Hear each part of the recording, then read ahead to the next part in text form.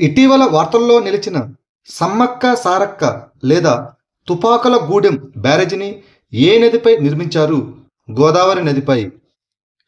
సమ్మక్క సారక్క లేదా తుపాకుల గూడెం బ్యారేజీని గోదావరి నదిపై నిర్మించారు.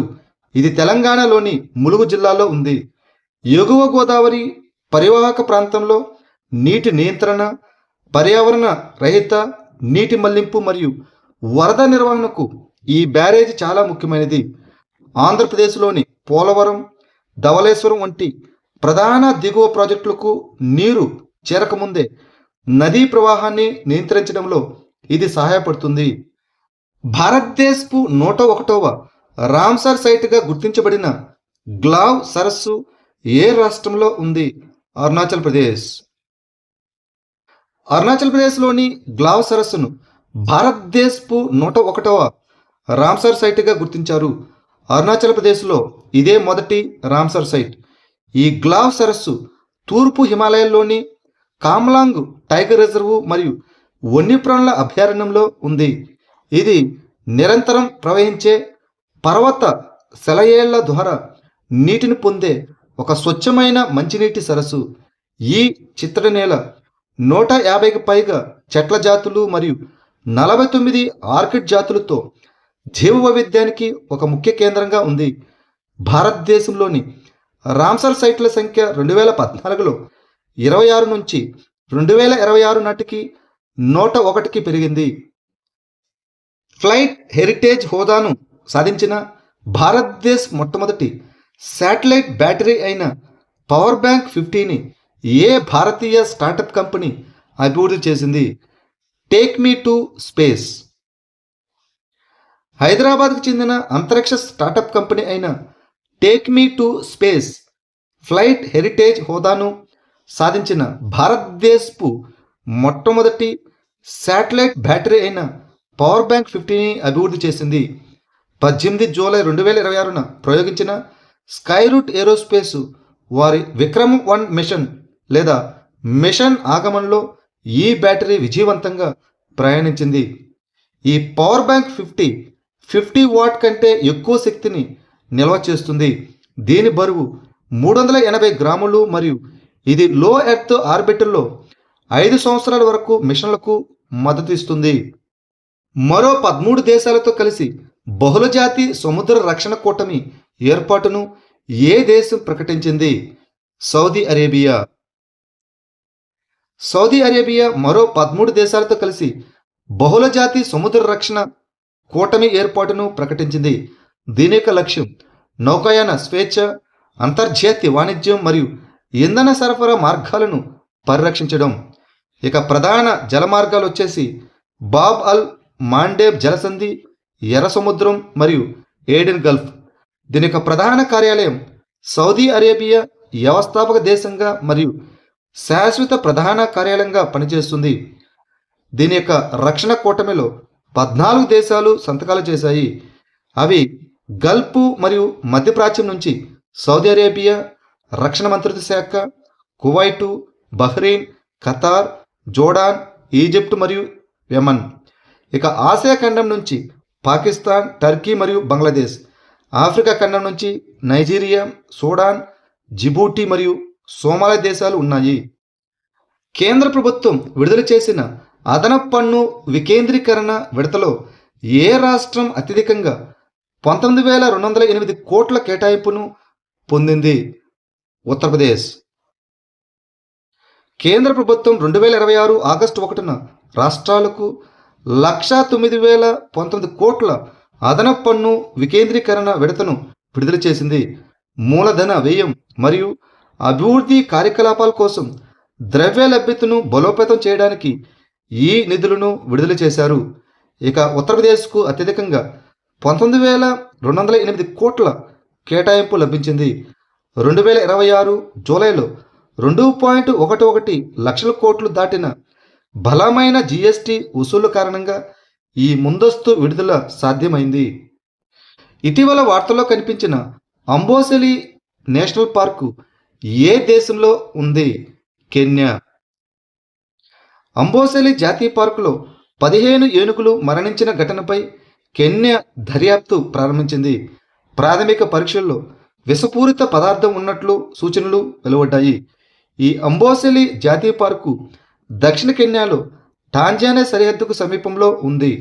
ఇది సుమారు 392 చదరపు కిలోమీటర్ల విస్తీర్ణంలో విస్తరించి ఉంది.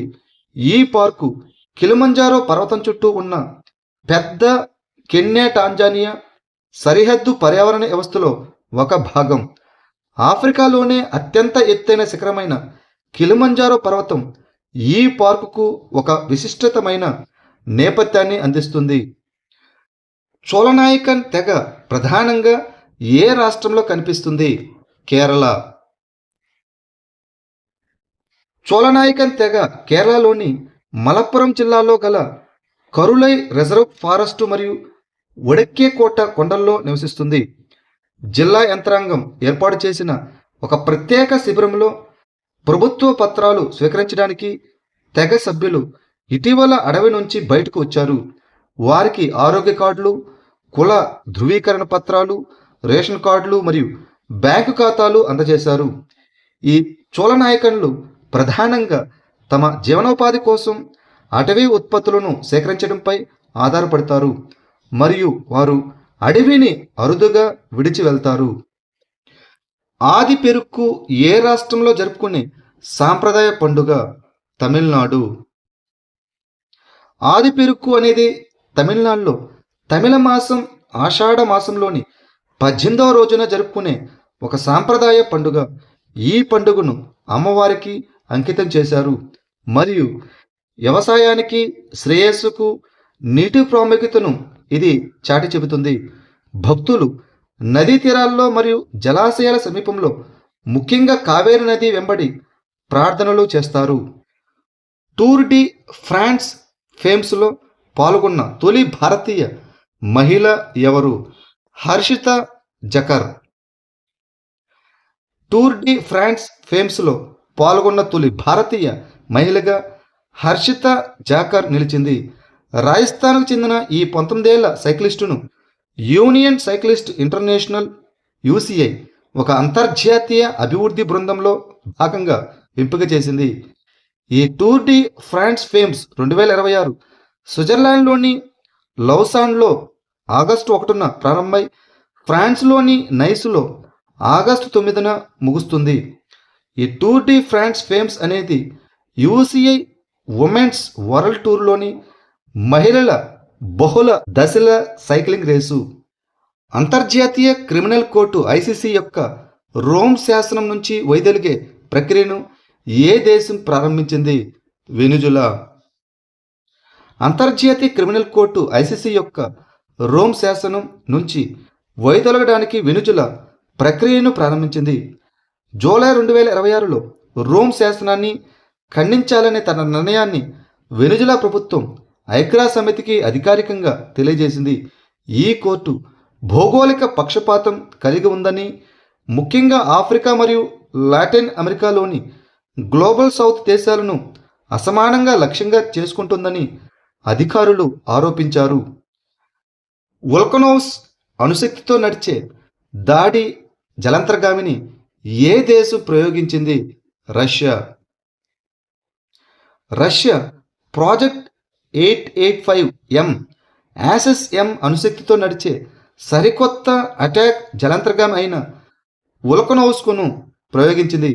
ఇది రష్యా యొక్క 4వ తరం బహుళ ప్రయోజన అణుదాడి జలంతర్గామి కుటుంబానికి చెందినది. ఈ K560 సెవరోడస్కు అసలైన ప్రాజెక్టు 885 తరగతికి చెందిన మొదటి జలంతర్గామి. దీనిని రష్యన్ నావికాదళం యొక్క ఉత్తర ఫ్లీట్ కోసం రూపొందించారు మరియు ఇది డిసెంబర్ 2027 నాటికి సేవలోకి ప్రవేశిస్తుందని భావిస్తున్నారు. మ్యాగ్నిటో రియోలాజికల్ ద్రవాలను పరీక్షించడానికి హైబ్రిడ్ మ్యాగ్నిటో రియోమీటర్ను ఏ సంస్థ అభివృద్ధి చేసింది? ఐఐటి పాట్నా. ఐఐటి పాట్నా ఒక హైబ్రిడ్ మ్యాగ్నిటో రియోమీటర్ను అభివృద్ధి చేసింది. ఈ ప్రాజెక్టుకు department of science and technology మద్దతిచ్చింది. ఈ పరికరం మ్యాగ్నిటో రియోలాజికల్ ద్రవాలను సంపీడనం మరియు కోతకు గురిచేసి పరీక్షిస్తుంది. ఈ సాంకేతికత బ్రేకులు, క్లచ్లు, డాంపర్లు, యాక్యుయేటర్లు మరియు వైద్య పరికరాలను మెరుగుపరచగలదు. మధ్యప్రదేశ్లో పూల సాగు కారణంగా ఏ గ్రామం మధ్యప్రదేశ్ మినీ హాలండ్గా ప్రసిద్ధి చెందింది? రూపకేడా.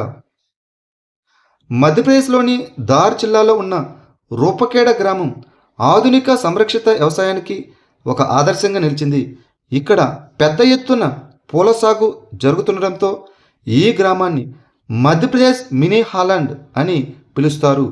రైతులు సాంప్రదాయ పంటల నుంచి గులాబీలు, జెర్బెరా, లిల్లీలు మరియు నాణ్యమైన కూరగాయల సాగుకు మారారు. ఈ గ్రామంలో 44 పాలీ హౌసులు మరియు 13 షేడ్ నెట్ హౌసులు ఉన్నాయి. ఉద్యానవన సమగ్ర అభివృద్ధి మిషన్ కింద రైతులకు ఆర్థిక సహాయం అందింది.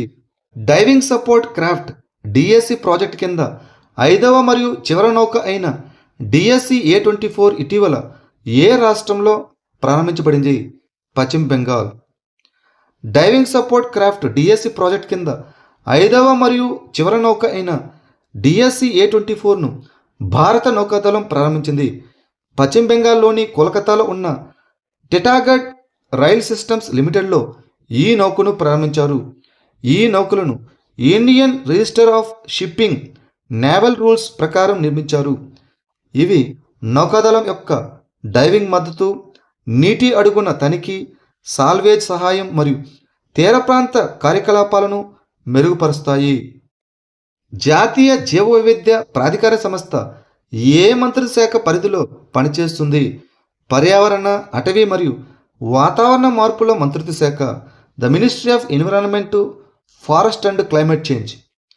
జాతీయ జీవవైవిధ్య ప్రాధికార సంస్థ NBA భారతీయ వరి రకాల వినియోగం కోసం యాక్సెస్ అండ్ బెనిఫిట్ షేరింగ్ విధానం కింద 8.22 కోట్లు విడుదల చేసింది. భారతీయ వరిని ఉపయోగించి హైబ్రిడ్ వరి విత్తనాలను అభివృద్ధి చేయడానికి మెస్సర్స్ పైనీర్ ఓవర్సీస్ కార్పొరేషన్ నుంచి ఈ నిధులు అందాయి. ఈ NBA అనేది పర్యావరణ, అటవీ మరియు వాతావరణ మార్పుల మంత్రిత్వ శాఖ ఆధ్వర్యంలో జీవవైవిధ్య చట్టం 2002 కింద స్థాపించబడిన ఒక చట్టబద్ధమైన సంస్థ.